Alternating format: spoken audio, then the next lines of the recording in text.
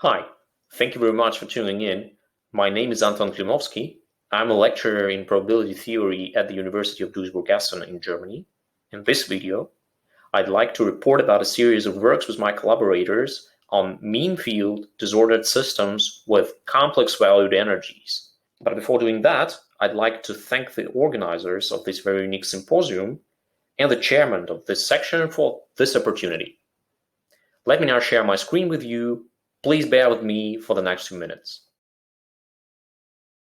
Let me start with one of the simplest models of critical phenomena in disordered systems, namely with the random energy model. In this model, we have capital N configurations, to which we assign an independent identically distributed random variable with Gaussian distribution, mean 0, and variance little n, where little n is the effective size of the system, which is the logarithm of capital N. This leads in a standard way to the random partition function, which is a function of the inverse temperature parameter beta here.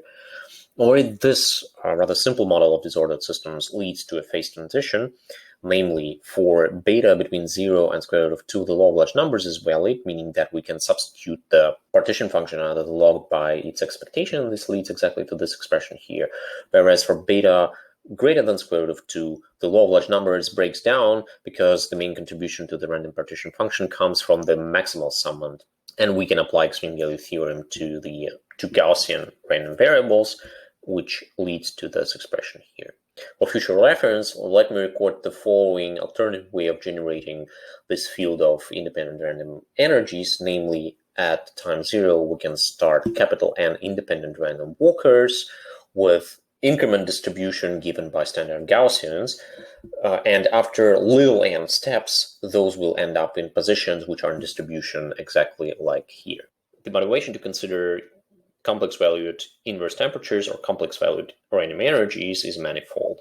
So one motivation comes from the Lian-Yang theory of phase transitions, where at a phase transition point, like square root of 2 from the previous slide, the analyticity of the log partition function breaks down, and this can only happen because zeros of the partition function accumulate and touch the real line at the point of phase transition, because that's the only way the logarithm can develop singularity there.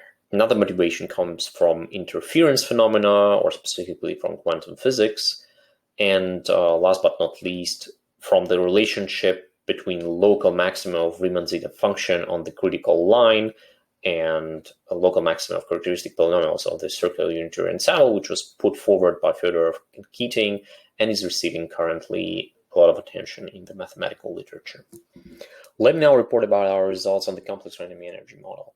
So in the complex random energy model, instead of the independent Gaussian energies, we have independent complex Gaussian random energies. And in addition, our inverse temperature has also 2 components. In addition, we allow for correlations between the real and imaginary part of the energy. Our result is that the limiting log partition function exists in probability and in LQ, and moreover, we have this explicit formula for the limiting log partition function. In contrast to the real valued case, we have an additional phase here. So the 2 phases, the law of large number phase inside of this I-shaped B1 area and the extreme value regime, this B2 area, are quite similar, where the main contributions come respectively from the expected partition function or the summands with the maximal real part of the energy, whereas this new regime B3 is the regime where the central limit theorem is valid, which is in fact valid in the whole vertical strip from minus square root of 2 over 2 to square root of 2 over 2, but in this gray zone B3, the standard deviation turns out to be larger than the expectation, and so the main contribution to the log partition function comes from the standard deviation. Let me briefly report about our results on the generalized random energy model at complex temperatures. So this is a model with strongly correlated random energies, which are constructed as follows. At time 0, we start n sub 1 independent random walkers with the variance of the increment a sub 1, we let them run for n units of time, at which each of them splits into n sub 2 independent random walkers with a possibly different variance of their increments. We let them run for the same amount of time, and to which we end up with n sub 1 times n sub 2 coordinates of the particles, which are now not independent because they can possibly share the same leg of their journey.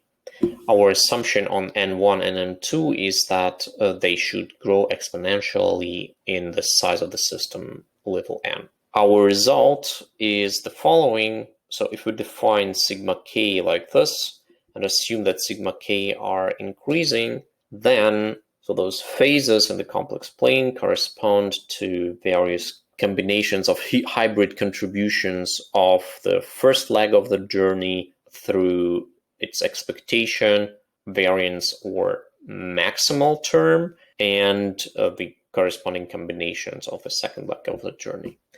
All in all, this leads to a much richer phase diagram comparing to the phase diagram of the random energy model. Let me finally briefly report on our results for the complex branching Brownian motion energy model. So this model is slightly different from the previous models because it is based on a random number of energies or particles, and also it's in continuous time. So branching Brownian motion starts at the origin at time 0 with just one particle, and the particle performs Brownian motion, and it's also equipped with an exponential rate 1 clock. Whenever the clock rings, the particle splits into 2 particles in the simplest situation, or more general Galton-Watson branching mechanisms are possible. The particles then perform also independent Brownian motions and are also equipped with independent exponential rate 1 clocks. Whenever the clock of a particle rings, it splits, and so on and so forth. So at time t, we end up with a random number of particles at random positions. It is well known that the expected number of particles is e to the power t, so it's exponential in t, which is in line with our previous convention of the exponential number of energies in our system. Interestingly, even though this is a strongly correlated field, the log partition function, and this is our result, is the same as in the case of the complex random energy model, so as in the case of the completely independent energies. However, the fluctuations are very different, and it is via fluctuations that we derive the phase diagram. To summarize, for complex random energy model, generalized random energy model, and branching Brownian motion, we obtained limit theorems for the partition function. As a consequence of those, we obtained explicit formulae for the log partition functions. In turn, as a consequence of those, we identified full phase diagrams. And finally, I haven't had time to talk about the distributions of zeros of the partition functions, but these can be derived from the above results. Finally, it would be interesting to derive similar results for models with full replica symmetry breaking, models with microscopic interactions, and possibly establish links with quantum disordered systems. Finally, let me acknowledge my co-authors, Lisa Hartung and Zahar Kabluchka. So let me stop here. Thank you very much for your attention. I'll be happy to take questions and hopefully talk to you later. Bye!